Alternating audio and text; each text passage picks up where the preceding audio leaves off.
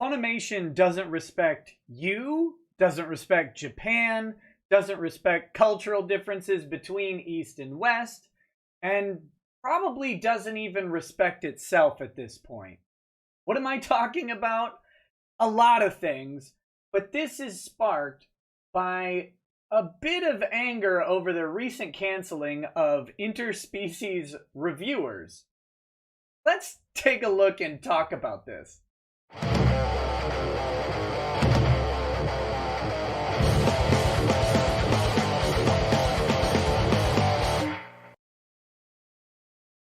Hey, what's up, guys? Welcome to Lawsplaining the Interwebs. I'm your host, Nick Rekieta of Rekieta Law, a small law firm in central Minnesota. And today we're talking about something a little bit different. We're talking about how a company, based on selling a portion of Eastern culture to a Western audience, can get it so wrong so consistently. And the nature of their business means it should be actually impossible to get it wrong like this. What I'm talking about is Funimation just canceled a series called Interspecies Reviewers after just like an episode or two. All right. So what? A network picks up a show. They decide to air it. The show isn't what they thought, so they cancel it, right? Except, let's talk about the nature of what actually is an anime dub, right? Let's talk about that. To dub anime, you have to receive a script, a synopsis, a translation, and you also have to receive a copy of the visual aspects of the anime.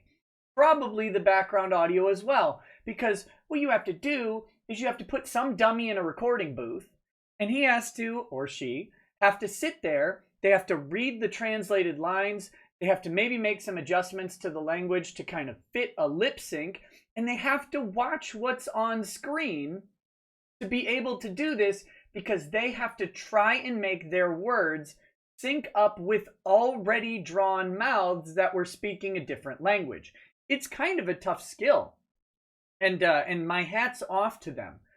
However, let's get to the main issue here. They necessarily must see the content in advance of putting it out. It's not like they just get a DVD, throw it in, hit process, and upload it to their server, right? Like, it doesn't work that way. They have to view the material. They have to see the material. They have to voice the material. They're not just a redistribution company here. They're actually translating it into English and putting it on the screen. Several somebodies all had to sit there, and they all had to watch what was going on the screen while they said their lines. And then an audio engineer has to go in and make sure it syncs up and do other things and add other sounds. And they have to do a post-processing where they're necessarily watching the content. They see it. It's impossible for them to be surprised, okay? That being said, I do see how it could fly under the radar. So I want to show you guys, very safe for work. Don't worry, it's safe for work. I want to show you guys just how Funimation could get taken in by this show. Are you ready? Are you with me? Because I think we need to give them a little slack. How could they possibly know what was going on in this show? How could they possibly have any idea? I don't know. I'll never know. It's a mystery. I'm with Funimation on this. They couldn't have possibly known what they were going to put out there and that it would violate their standards.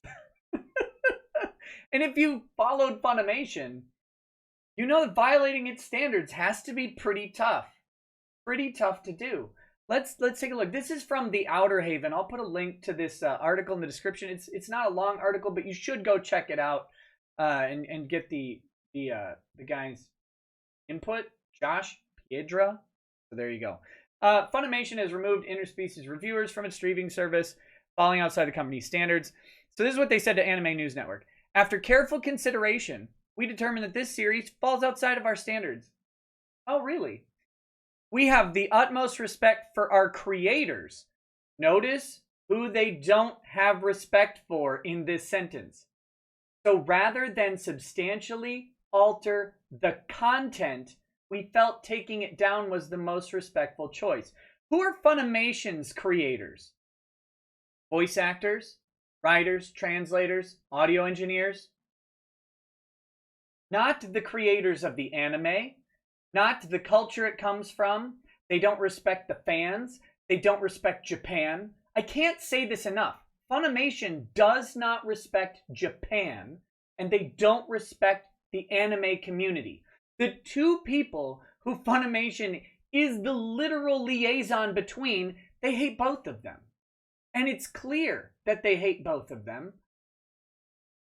because they have creators who would substantially alter the content. Imagine you're getting into business. You're like, I want to get into this industry. Then you go into the industry and then you say, I don't like this industry. I want to change what comes out of it for this other audience. The other audience didn't ask me to change it. They don't want it changed. They, in fact, actually like the industry. All they want is my little monkeys to say the words in English. Literally, that's it. Funimation, no one wants your artistic license. No one wants your creative efforts. No one cares. And I don't think anyone even realizes that you guys put into the effort of translation some sort of alterations. I mean, until they find out. And notice they're always pissed when they find out that you've changed the original meaning of what came out through writers like Jamie Markey, inserting their own politics into the translation of an anime. Nobody actually wants that. No one wants her politics put into their anime. They just want to hear it in English so they don't have to read subtitles.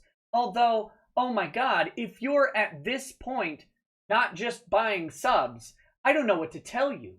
I don't know what to tell you anymore. But this is ridiculous. But it shows at its core a disrespect for the industry, a disrespect for the source material and culture. That's you, Japan. Funimation hates you. And a disrespect for its customers. That's you, Funimation subscribers. Funimation hates you too. And the backlash on this was pretty quick. But look, I mean, again, how could they know? MyAnimeList.net describes the series as follows. In our world, the human race constantly debates about several important issues, such as which girl is best girl, how good is something as fapping material, which fetish is the sexiest. Accompany these great warriors as they present us with different girls, different opinions, different boners, and show us that the fantasy world may not be all that different from ours. I mean, how could Funimation have known? The editor goes on. I'll let you guys go look at it. I'm not going to take all of his content. I'll let you guys go check out the Outer Havens article on this, and you can see the editor try and apologize for Funimation. Don't apologize for them. They are garbage. Let me demonstrate the ways. I've got a couple tweets here to look at. This is Angry Raccoon Noises from Isekai Quartet 2. But notice the response. That's what we're going for here. You are garbage. You guys are a joke. Why dub Eki shows? If you guys have so-called standards. How to become a clown in less than 20 minutes. This is interesting. This is a Funimation thing. Now that everyone has gone to bed, what is your hentai trait as seen in Ensuki? Get your diagnosis in our Safe for Work Shindan Maker. Funimation is not a prudish company. Not at all. They're completely dishonest here. Trash. How embarrassing. Here's their announcement of cancellations. All of this stuff. You don't want to be called out for your BS. Stop saying BS. Right? The people are not happy. Right? Not happy. Not happy with what's going on. But let's look at this one too. Here we go. Hand-holding is lewd. Let's see. The basic rule of dating is that you start by holding hands. Now notice he's reading a nudie magazine here, or whatever. And of course, these people are asking about these other shows. Valkyrie Drive, Testament of Sister New Devil. Funimation has all sorts of actually lewd content out there. They put tons of it out. Something about this particular show they didn't like. And maybe it has to do with the fact that Monica Rial is the voice of one of the prostitutes in the show. I mean, that might have something to do with it when they realized, oh my god, Monica Rial is suing someone, or is not suing, is being sued after having someone fired over a jelly bean joke. Over a non-sexual joke that Monica chose to take sexual. Monica Rial and her fiance, Ronald Toye, a notorious woman abuser, were out on the internet. They were out there suggesting that consensual hugs and consensual non-sexual kisses on like a forehead, a cheek, or even the back of the head were somehow akin to sexual assault.